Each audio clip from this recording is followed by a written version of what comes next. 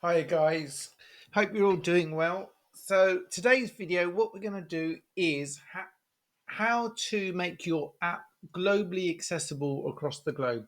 So you created your app, you have it on a VM. How is the best way of making that accessible, available to everyone globally? In a later series, I'm going to look into how to do this via Kubernetes. But with this one, I just want to make it simple. How we can use it with an ecosystem of GCP.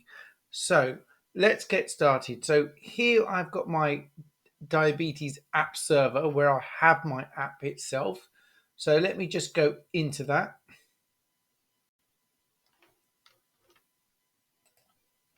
Okay, so that's now on the server itself. So just go into ls cdth hotel. So I've used a theme of a hotel which is looking after diabetic patients for the weekend. And the hotel is offering a menu for diabetes patients. So what I'm going to do, so I'm using here Python Flask. So I've got a static and templates, which is called the HTML. And then I've got the actual app itself running in this file. So I'm just going to load that app up with Thomas Richardson. That's now got started. That's locally running on the server. If I do an RDP connection to it, so I'm opening up RDP locally on my Windows machine, I'm going to navigate to this external IP address. So copy that.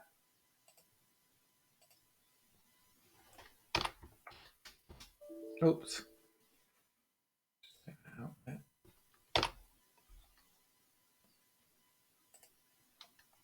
Let's just copy this here.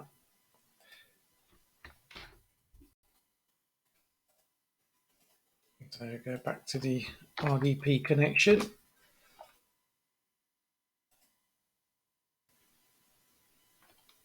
Just going to log on here as the root user, just to display the app which is currently running on the machine. There we are. So just go to the local browser.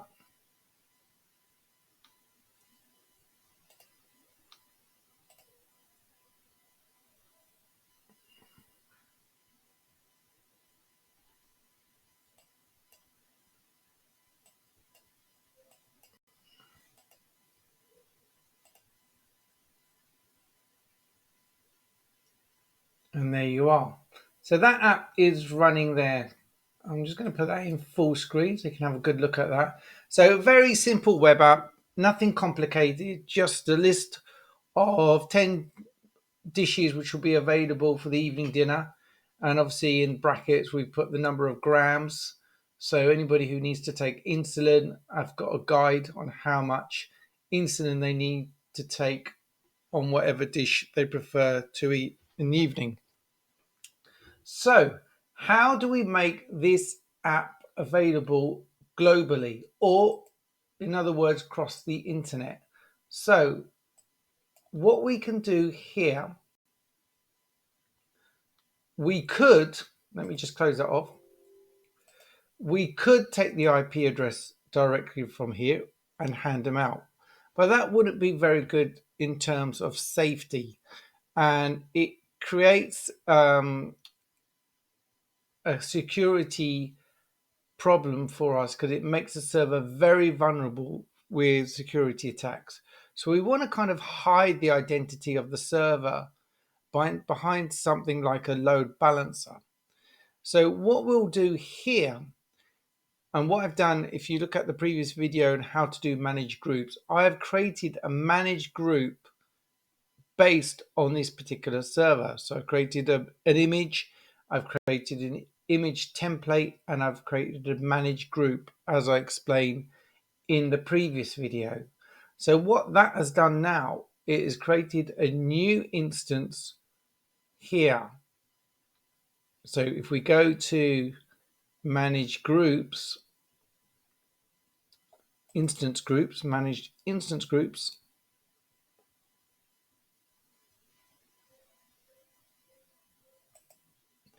you'll see I've got an entry here for manage instance groups, instance groups IBE server 2.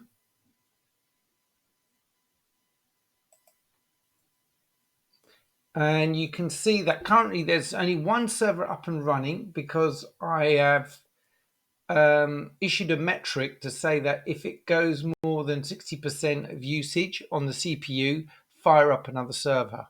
At the moment, nobody's contacting the server, so there's no need for that at the moment. So one server is running and it's showing the external IP address here. So we could actually give that one out, but that wouldn't be best practice. So what we need to do is, so if we go back here, we'll see the same server in the VM list, which we were just earlier in. So I'm just going to go there.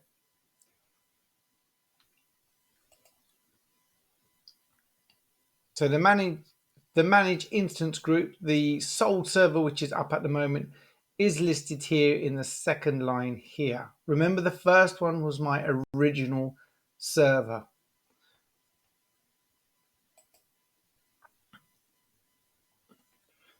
I'm backend managed instance groups, and if you know much about Flask apps, which you create in the beginning, it will always listen on port 5000. You can change that, but I kept it to the default. So at the moment, the app is listening on port 5000 on the actual server itself. So I've made a port mapping here to say that when anyone connects through the load balancer, send the traffic onto port 5000 when it hits one of the internal VMs. So let's now go and create a load balancer so it points to my particular server.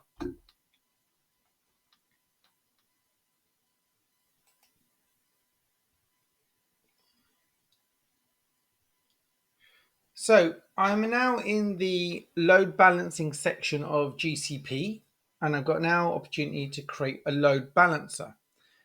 I'm going to have 3 types of load balancers I can choose off, but as I know my server's listing on port 5000, which is not actually HTTP, HTTPS, it's a particular TCP port 5000, I'm going to use the middle one here of TCP load balancing, where I can define a particular TCP port.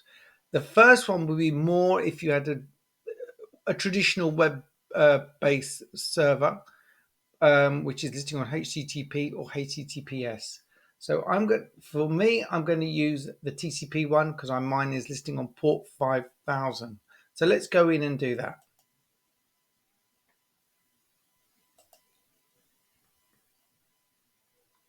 So the first step is I want to define that all traffic will be coming from the internet into my VMs, a single region only, and I'm going to create a backend service. So the backend service will represent my managed instance groups.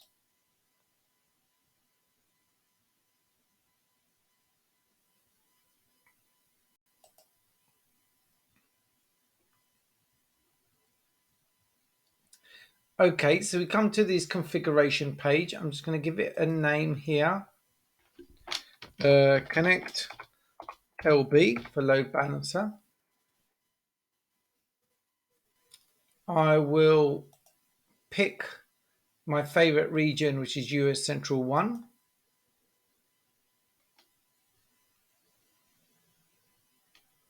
Right.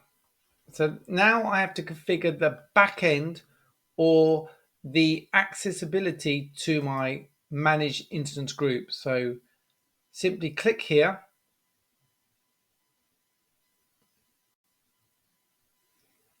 There's my instance group, Diabetes Server 2.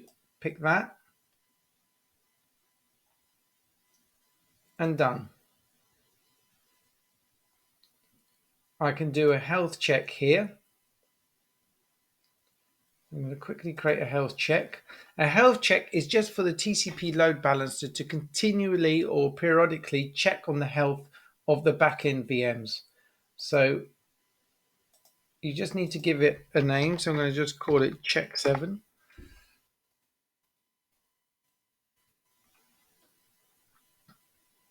Okay, protocol port 80. It's going to make the check on port 80 continually. Check every 5 seconds. If I get 2 consecutive connections, the threshold, it's considered healthy. So let me just do that. Okay, so just to recap, we've pointed it to our backend VMs. At the moment, only 1 is running. There is a potentiality of 3 to run, but at the moment 1 is running, so that's fine. Okay, so front end, let's create. Okay, so now we just need to do the configuration of the front end.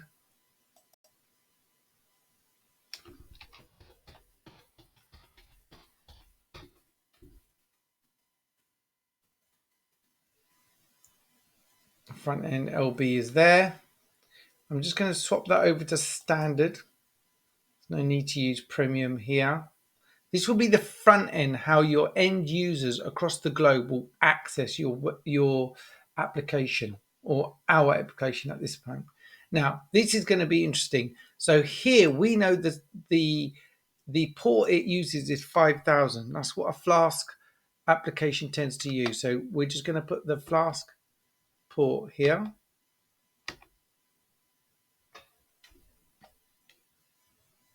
So we're going to have an end configuration with a random external IP address, hyphen and port 5000. So let's do that now and create it.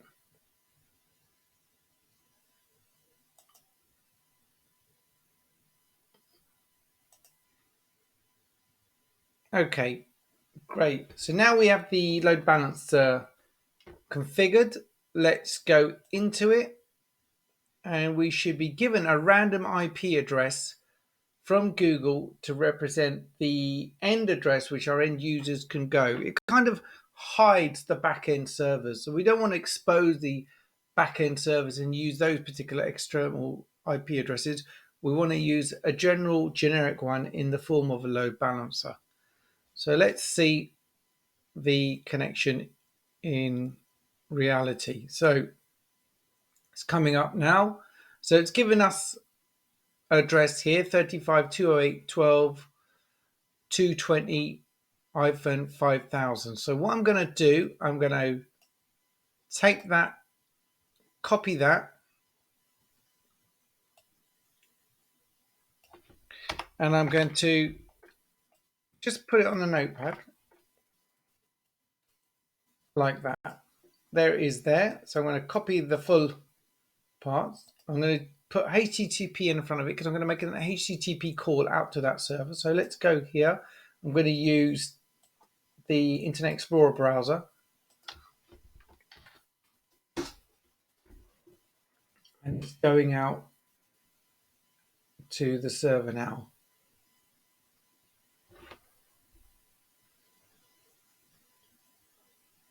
Okay, so quite. Let me just have a look at that again.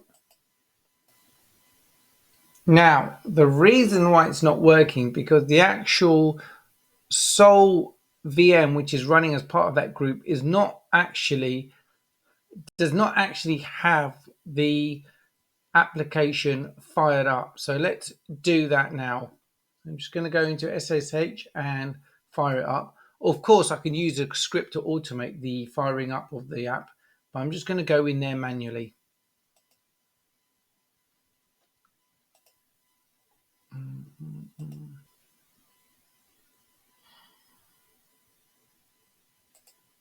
Okay, so here we are in the app. Oh, such a long name that is.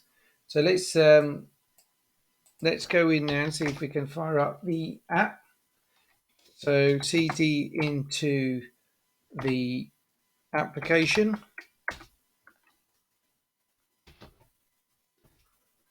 There you are. Python 3 thomasrichardson.py. Okay, that's now fired up and running. So let's get our users to it. So we'll go back into the load balancer.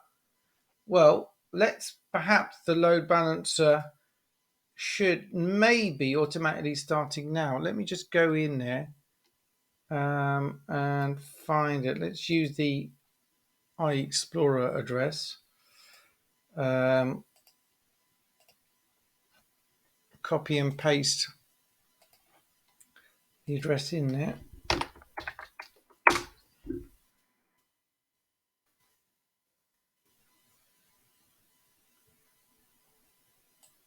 I'm not sure. Yeah, there it is. It's come up there. And interestingly, if you keep the SSH, you can see all the images and usage of all the files which are part of the app being accessed. So that's how it all works. So all your end users now can go in and order their food if there was more interactivity involved with the website. So in summary, I've got a server which is part of a managed group, which has got up to 3 servers. It can host this application, and I used a load balancer as the end address, which will hit any of the internal servers. At the moment, only 1 server's up, but if there was 2 and 3 up there, where we'd have 3 servers in all 3 will be sitting behind this one address. I hope that's clear. I'll put some details in the video content description, and I'll put some more guide on it in the website eventually. So that should be a quite straightforward way on how to host your own application using Google Cloud. Thanks again. If you enjoy it, please hit the notification button. Please subscribe, and I'm sure to come back with you with more GCP videos. Thank you.